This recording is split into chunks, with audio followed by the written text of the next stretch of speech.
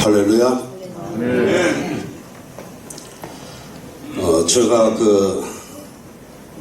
차기 총회장이라고 하는 그런 직책을 받았다고 신문 기사들이 막 뜨기 시작했습니다. 사람들이 저한테 물어보기 시작합니다. 국제연합총회는 어떤 사람들이 모여 있는 것입니까? 이런 질문을 계속 받았습니다. 그래서 우리들 자신들, 우리들의 모습을 정확히 얘기하는 것이 참 어렵다라고 하는 것을 제가 그 질문을 받을 때마다 경험을 했습니다. 우리의 신앙의 좌표들을 확인해 보려면 사실은 우리가 어떤 모습으로 기도를 하고 있는가 그것을 보면은 대충 알 수가 있죠. 기도할 때 어떤 마음으로 기도하는가. 기도만 하려고 하면 한숨부터 쉬고 또 한번 울기 시작하고 그렇게 기도를 하는 경우도 있고요. 어떤 분은 기도를 하려고 하면 하품부터 하는 경우도 있을 것이고 또 어떤 사람들은 이제 믿습니다부터 시작하고 뭔지 모르니까 주여 성찬부터 하고 그렇게 기도를 하는 경우가 많이 있습니다. 질문을 해보는 거죠. 기도를 한 사람들에게 그럼 무슨 기도를 그렇게 열심히 했습니까? 뭔가 열심히 한 것 같은데 내가 무슨 기도를 했는지 기억이 안 날 때도 상당히 많아요. 오늘 우리 신자들의 모습을 통해서 보면 뭔가 부족해. 본인 자신이 그렇게 생각을 하는 거예요. 뭔가 가슴 한쪽에는 한이 맺혀 있어요. 분명한 것은 이 부족하다는 생각과 가슴에 한을 담고 있으면 하나님 앞에 당당하게 나가설 수가 없어요. 당당한 모습. 사도 바울은 오늘 우리 앞에 이렇게 얘기합니다. 너희들은 하나님 앞에서 당당하게 서 있는 사람들이다 라고 그렇게 전제를 하고 그의 모든 서신서를 시작하고 진행하고 마감을 한다라고 하는 것입니다. 내가 환난을 당하는 수도 있습니다. 그래서 그 환난 때문에 너희들 결코 당당함을 잃지 말라고 그렇게 사도 바울은 우리에게 권면을 하는 것이죠. 오히려 너희들이 환난을 당하는 그것 때문에 오히려 영광이 될 수도 있다라고 그렇게 사도 바울은 말씀을 합니다. 에베소서의 강조점은 뭘까요? 바울 신학의 요체는 무엇일까요? 예수님 이후에 우리에게 가장 많은 메시지를 전달한 이 바울을 통해서 우리가 들어야 될 가장 중요한 메시지는 바로 이겁니다. 우리 모두는 예수 그리스도의 십자가로 하나가 되었다. 아멘 소리 좋습니다. 아멘. 이방인이었던 우리들, 죄인들이었던 우리들이 하나가 될 수 없었던 서로의 존재들이 하나가 되었다. 그리스도 예수 안에서 성령 안에서 우리가 하나 된 존재다라고 얘기를 합니다. 교회를 가리켜서 만물의 충만이 그리스도이시여 그리스도의 충만이 교회다라고 그렇게 전제를 하고 에베소서를 시작하고 있다는 것이죠. 여기서 하나가 되었다라고 하는 것은 뭡니까? 첫째로 관계성이 회복되었다라고 하는 겁니다. 우리가 서로 이방인이었을 때도 있었고 죄인이었을 때도 있었지만 지금은 우리가 모두가 다 하나님을 아버지라고 부르는 같은 정체성을 가진 존재가 되었다라고 얘기를 합니다. 우리가 과거 죄인 되었을 때 본질상 진노의 자녀였던 우리들이 그리스도 예수 안에서 있잖아요. 우리가 하나님과 단절됐던 그 관계가 다시 회복되고 하나님을 아버지라 부를 수 있는 그 놀라운 은혜를 우리가 입었다라고 그렇게 말씀을 하십니다. 그러면서 계속해서 바울은 이렇게 얘기하죠. 이 회복된 관계는 누구도 끊을 수가 없다. 아무도 깨뜨릴 수가 없다. 이렇게 얘기를 합니다. 설령 우리가 용서받지 못할 가장 큰 범죄를 저질렀던 그 상황에서도 그 우리가 저지른 범죄가 하나님과 우리 사이의 관계를 절대 끊어놓을 수 없다고 그렇게 선언을 하고 계십니다. 어떤 환난도 우리를 그리스도의 사랑 가운데서 끊어낼 것이 없다라고 그렇게 얘기를 합니다. 사탄의 계계도 어떠한 무서운 그 사탄의 음모도 우리를 하나님의 자녀된 그 관계에서 우리를 끊어낼 수 없다고 그렇게 얘기를 하십니다. 구약 성경, 신약 성경 전체를 통해서 우리가 확인하는 건 바로 그겁니다. 우리 주님께서, 우리 하나님께서 우리에게 확인시키고자 하셨던 가장 큰 중심적인 메시지는 너희는 내 자녀다. 너는 내 자녀다. 너희들은 내 백성이다. 구약 신약 통틀어서 메시지를 하나만 잡아내라 그러는 바로 그겁니다. 성경을 통해서 우리가 하나님의 자녀됨을 확인하시고 또 확인해 주시고 그 다음에 하나님의 자녀답게 사는 법을 계속 말씀을 하고 계시죠. 오늘 이렇게 놀라운 관계를 가지고 있는 우리 사람들을 가리켜서 성도라고 얘기를 합니다. 근데 성도가 힘이 없어. 감당하지를 못해. 하나님을 아버지라고 부르고 있는 이 성도들이 하나님을 믿지 않는 저 세상 앞에서 당당함을 잃어버리고 왜소하고 초라해진 모습으로 그럼 무슨 복음을 전하겠냐 이거지.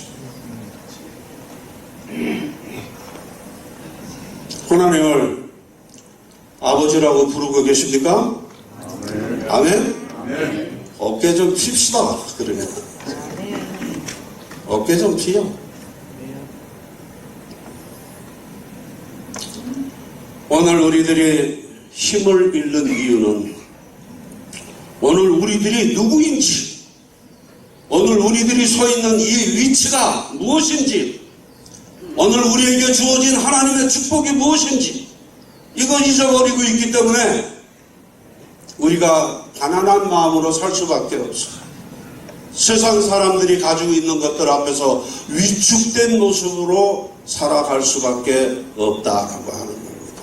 이거 잊어버리면 하나님과 우리 사이의 그 매개체가 누구인가를 잊어버리고 있어요. 하나님의 자녀된 그 엄청난 축복입니다. 그것이 예수 그리스도의 십자가의 은혜로 그분의 대속의 은총을 통해서 우리가 하나님의 백성이 되었다라고 하는 이 큰 가치를 우리가 지금 매일 주님을 부르고 있는 순간에도 잊어버리고 있다라고 하는 거죠. 이 두 가지를 잊고 있기 때문에 이스라엘이 그랬던 것처럼 우리도 늘 광야에서 방황하고 헤맬 수밖에 없는 겁니다. 광야는 이스라엘 백성들이 출애굽한 후에 그들이 40년간 머물렀던 광야는 어떤 곳입니까? 그 광야 생활을 모세는 이렇게 회고하고 있습니다. 너희들이 그렇지 옷도 헤어지지 않았고 40년 동안 너희들이 수고하고 길쌈하지 않았어도 너희들 신발이 헤어지지 않았으며 너희들이 입은 옷이 헤어지지 않았고 발도 부르트지 않았다라고 얘기를 합니다. 그리고 그 광야 생활 40년 동안 날마다 하나님께서는 만나와 메추라기를 통해서 하나님의 은혜를 우리들에게 보여주시고 그 은혜를 쏟아 부어 주셨다라고 얘기를 합니다. 그런데 그렇죠?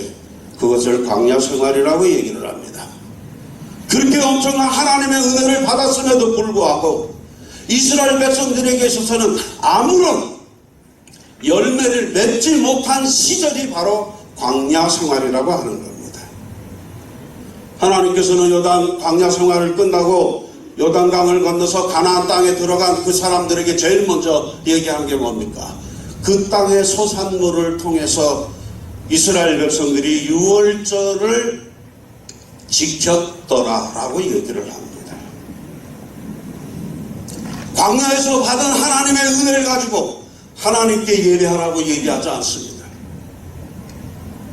가나안 땅, 척박해 보이는 그 가나안 땅에서 땀 흘려서 애쓴 그 열매의 소산을 가지고 하나님 앞에 예배하라고 그렇게 요구하십니다. 이스라엘 백성들에게 있어서 가나안 땅은 아무런 열매를 맺지 못한 그런 시절이었습니다. 날마다 하나님의 은혜를 경험한 사람들 아닙니까? 만나와 메추라기로. 제가 우리 황희춘 목사님께 여쭤봤어요. 이번 그 총회 주제를 어떻게 했으면 좋겠습니까? 연합, 일치, 이게 좋겠다라고 저에게 말씀을 하셨습니다. 연합과 일치, 이거는 결코 수동적이거나 피동적이 돼서는 안 되는 겁니다. 능동적이어야 돼요. 오늘 이 세상 모든 것들을 우리의 가슴에 품을 수 있는 그 당당함과 그 넉넉함이 없이는 이 연합과 일치를 우리가 이루어낼 수 없어요.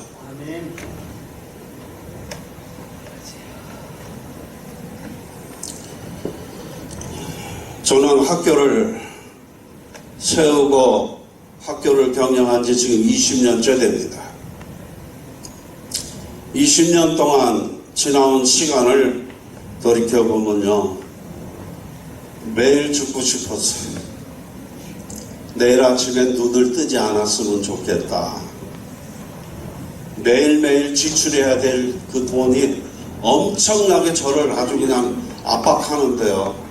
내일 아침 눈 안 떴으면 좋겠다. 그렇게 20년 살았어요. 사람을 만나면 매일 제가 하겠죠. 돈 타령해, 돈 좀 빌려주세요. 돈 좀 빌려주세요. 어느 날 또 어떤 사람들과 만나가지고 이런저런 얘기를 하다가 학교가 재정적으로 너무 힘들고 어려워서 정말 고통스럽다라고 그렇게 얘기를 하니까 후배 하나가, 선배님 한국에 나갑시다.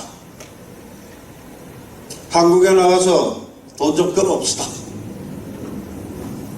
한국에 흘러다니는 돈들이 꽤 있는데 갑시다. 비행기표를 얼른 끊어가지고 한국에 나갔습니다. 1월 달입니다. 추워. 남자는 주머니에 돈이 떨어지면 추워. 더 추워. 그죠? 국민일보 11층 조영기 목사님이 개인 사무실로 쓰는 그 전체, 거기에서 2박 3일 동안 우리 학교에 대한 대책 회의를 했습니다. 꽤 이름 있는 정치인들, 또 순복음교회 그 돈 있다고 하는 장로님들 몇 명이 모여서 2박 3일 동안 학교의 상황에 대해서 얘기를 하고, 어떻게 하면 이 어려운 상황을 이겨나갈 것인가. 저는 절박했으니까요. 이틀 동안 제 얘기를 다 들은 장로 한 사람이 저한테 이렇게 얘기를 합니다. 총장님, 왜요? 총장님 목사이시잖아요. 네, 그렇습니다. 그런데 어떻게 우리 장로들보다 믿음이 없어요? 저의 모든 학교에 관한 얘기, 힘들고 어려운 얘기를 다 듣고 나서 이 장로님께서 하시는 말씀이 저한테 그래요. 왜 장로님, 목사님, 총장님 그렇게 믿음이 없으시냐고. 속에서 그냥 욱 하고 올라왔죠. 참아야죠, 뭐 어떻게 해요. 물어봤습니다. 웃는 낯으로 물어봤습니다. 그렇게 얘기하는 이유가 뭡니까? 그때 그 장로님이 저한테 이렇게 얘기를 하십니다. 우리 평신도들도 목사님처럼 그렇게 믿음 생활 하지 않습니다. 그러니까 그게 뭐냐? 제가 볼 때 총장님은 95가지를 가지고 계세요. 100을 가지고 기준으로 얘기를 한다면 실력도 있으십니다. 또 인격도 나무랄 데 없으십니다. 지금까지 살아온 삶도 정직합니다. 투명합니다. 정말 본받을 것이 많은 것이 총장님입니다. 총장님은 95가지 가지고 있습니다. 그런데요, 총장님은 그 가지고 있는 거 95가지 이야기하지 않고 5 정도 없는 그 돈만 계속 얘기를 합니다. 없는 것만 계속 얘기를 하니까 총장님이 그 많은 것을 가지고 있음에도 불구하고 이 세상에서 가장 초라하게 보입니다. 가장 거지 같아 보입니다. 가장 거지 같아 보이고 가장 초라하게 보이는 총장님에게 누가 사람이 붙습니까? 도망갑니다. 그 많은 것을 가지고 있으면서 가지고 있는 것을 나눠주겠다고 얘기를 하셔야 사람들이 붙지. 왜 없는 것 가지고 계속 얘기를 해서 사람들이 슬슬 이제 총장님만 보면 도망가고 싶어요. 돈 달릴까봐. 좀 충격받았어요. 충격받았어요. 대안을 얘기해 주세요. 어떻게 살아야 되는 겁니까? 주대준 장로입니다. 얼마 전에 죽은. 그 주장로가 그렇게 얘기를 합니다. 목사님이 가지고 있는 것을 사람들에게 홍보하고 그 가지고 있는 것을 나눠주겠다고 그렇게 또 홍보를 합시다. 그거부터 합시다. 근데 그 자리에서 CTS인가 그 TV 방송 누구 PD 받고 미국에서 총장님이 오셨는데 며칠 후면 들어가야 되니까 빨리 작가 보내고 빨리 그 녹화 준비해가지고 오이코스 대학과 그 오이코스 대학을 설립한 총장님에 대한 스토리를 만들어내. 그 PD한테 얘기를 합니다. 그래서 촬영한 것이 내가 매일 기쁘게 가고 그거 좀 오래됐죠, 시간은. 그 사람이 이렇게 얘기하는 거예요. 믿음이라 하면 없는 것 말하지 말고 있는 것 나눠주라. 총장님 가진 거 많아요. 그거 나눠주세요. 그래야 사람들이 옵니다. 그래야 사람들이 옵니다. 엉거주춤한 양다리 걸치지 마시고 총장님이 가지고 있는 그 확실한 그 자리에서 사람들을 향해서 가지고 있는 것을 나눠주는 그 삶을 사셔야 됩니다. 그래야 사람이 뭡니다. 내가 서 있는 것이 축복의 땅이라고 하는 그 확신이 있어야, 그리고 눈에 보이는, 그치, 날마다 보이는 기적, 만나와 메추라기와 같은 기적이 있다 하더라도 그 광야는 떠나야 될 곳이지. 척박해 보이는 가나안 땅이 우리가 머물러 있어야 될 곳이다라고 하는 것입니다. 하나님은 우리가 원하는 그것보다 훨씬 다른 차원에서 오늘 우리 인생이 더 복되고 더 윤택하고 더 살찐 삶을 살기를 원하고 계십니다. 아멘. 그래서 담대함으로 오늘 우리들이 하나님의 그 깊은 심장 속같이 치고 들어가지 않으면 하나님의 것을 내 것으로 못 만드는 거예요. 치고 들어가야죠. 땀 흘려보지 않은 사람은 이 좌절이라는 것에 대한 진정한 의미도 몰라요. 땀을 흘려보지 않으면. 오늘 우리의 기도의 내용은 좀 쉽게 가고 싶습니다. 고통스러움이 좀 없었으면 좋겠습니다. 이것뿐이었어요. 힘들어도 이거 뚫고 나가겠습니다. 길이 없으면 길을 만들고 가겠습니다. 주님께서 복 주실 때까지.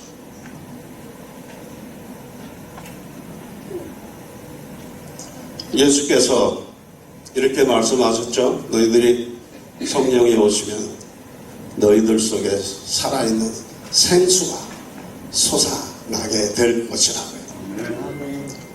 오늘 우리를 통해서 메마른 심령을 가진 사람들이, 각박한 심령을 가진 사람들이 생수로 목을 초기고 살아있음을 확인하고 말이죠. 그리고 함께 생수를 나눌 수 있는 사람으로 변화된다면 그것이 가장 축복된 일 아니겠습니까? 하나님께 당당히 나가는 것을 방해하는 것들이 있어요. 죄, 가난, 못배움, 극한 상황.